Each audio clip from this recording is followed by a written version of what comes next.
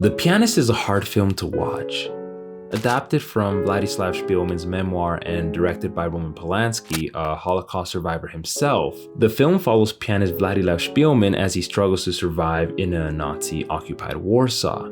Unsettling imagery is unavoidable, much of it taken straight from Polanski's own memories, albeit in a different setting. All my family was killed. My father survived. A very hard concentration camp, Mauthausen in Austria. Much of the story is guided or marked by its saturation, opening on a well-lit radio session and tumbling into ever darker, grayer realities, eventually returning to the saturation it once had, and progressing even a step further into a dreamlike finale.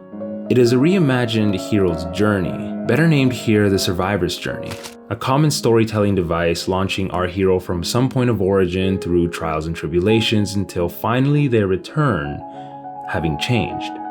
But here, Szpilman floats like a rudderless boat down a river, evoking a painful sympathy from the viewer. Windows and doors provide glimpses into another life, both darker and brighter, as we are forced to relate with Szpilman as a passive observer.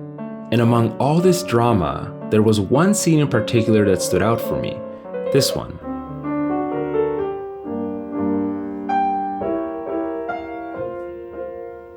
The turning point of the film and Szpilman's fortunes. Isolated and alone, Szpilman is discovered by a German officer who, upon discovering he is a pianist, has him play for him. But we're getting ahead of ourselves. To understand why this scene is so pivotal, first we must explore the theme of music through the survivor's journey.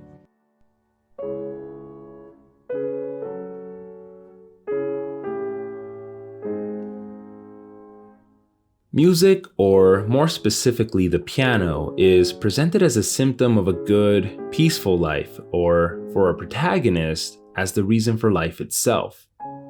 First heard casually or nonchalantly during a scheduled radio broadcast.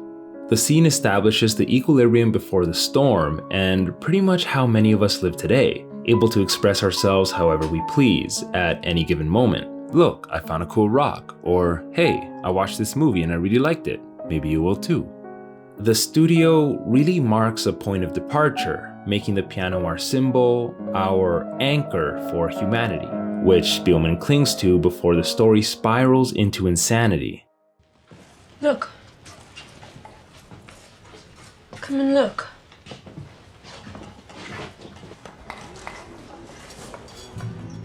The piano is next heard in the ghetto as Szpilman plays Concerto No. 1 in E minor at Café Capri to a half-interested crowd.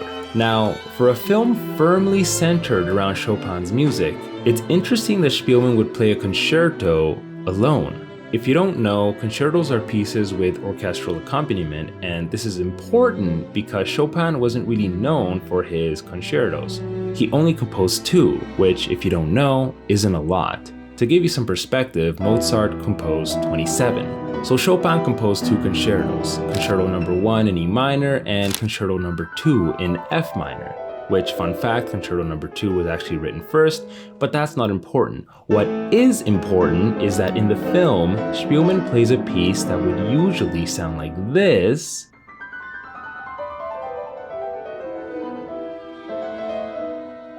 but instead sounds like this. I want you to stop. Who wants me to stop?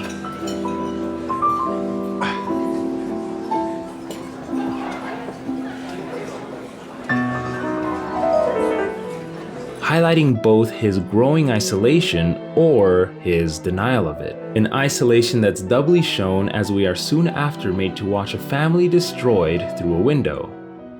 This is where we truly join Szpilman as a passive observer. The next time we hear the piano played by Szpilman, it's lost some steam. Notes linger and limp as Szpilman sits half here, half somewhere else.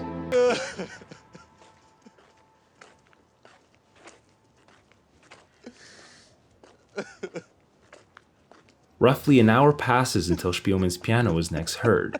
Now, having lost his family, gone through working in the ghetto, and finally escaping the ghetto to live in hiding, Szpilman finds himself in front of a piano, but now things are different. Szpilman has been truly silenced, and so rather than play, he just imagines. He imagines playing Chopin's Grande Polonaise Brillante. Oof, I can't, it's a hard one to say. The orchestral and second movement to Chopin's Opus 22. But what does this all mean? At its surface, the scene highlights the hope within as Szpilman almost grins and seems at home. But I think it's mostly a moment of longing.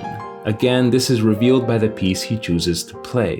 You see, Opus 22 has two movements. The first movement is an andante spianato, a solo piano piece as an intro to the second movement, Grande Polonaise Brillante, which he plays. He chooses to play the movement that has orchestral accompaniment instead of the solo piano piece, again showing not only his isolation, but also his longing for times past. Szpilman truly wishes to not be alone. From here, things only worsen. During the Warsaw Uprising, Szpilman falls ill, and now even we can't hear the piano from the phantom keys he plays. Szpilman has been silenced even to us. It's the prelude to rock bottom and the farthest place from home. Forced deeper into hiding, he returns to the ghetto, now in ruins. Not only is he isolated, now he is truly alone. Deprived from much of what he needs to live, he finds a can of pickles with no way to easily open the can. Which finally brings us back to the scene I really wanted to talk about in the first place. While desperately trying to get at the pickles, Szpilman is discovered by German officer Hosenfeld, and as you know, he asks him to play the piano.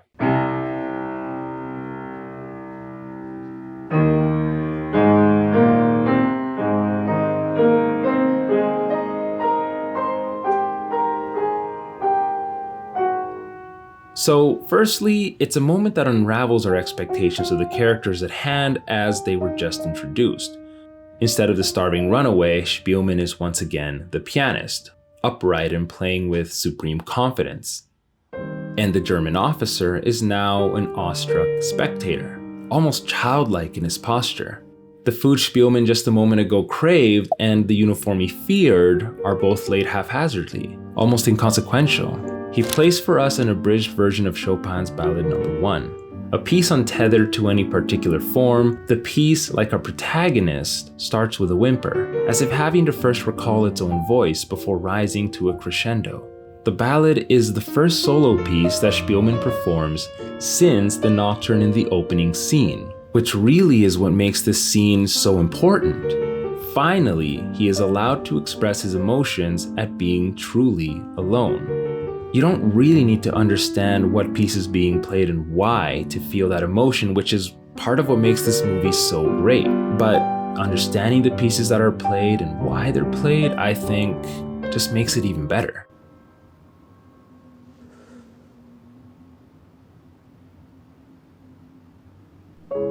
Afterwards, we return to the studio, our point of origin. And Szpilman plays the same nocturne in C# as in the opening scene, Lento con gran espressione. As a piece originally dedicated by Chopin to his sister, we can feel Szpilman play it now for all those absent. The same notes we heard just 2 hours ago now seem haunting. Having completed the survivor's journey, we, along with Szpilman, have returned home, having changed. I can't recommend this movie enough. It'll break your heart before stitching it back together. If you enjoyed the video, please consider subscribing. If you'd like to learn more about the film, then be sure to check out the behind the scenes videos. I've linked those down below. If you'd like to learn more about Szpilman's memoir, I have a link to that in the description as well. And with that, take care.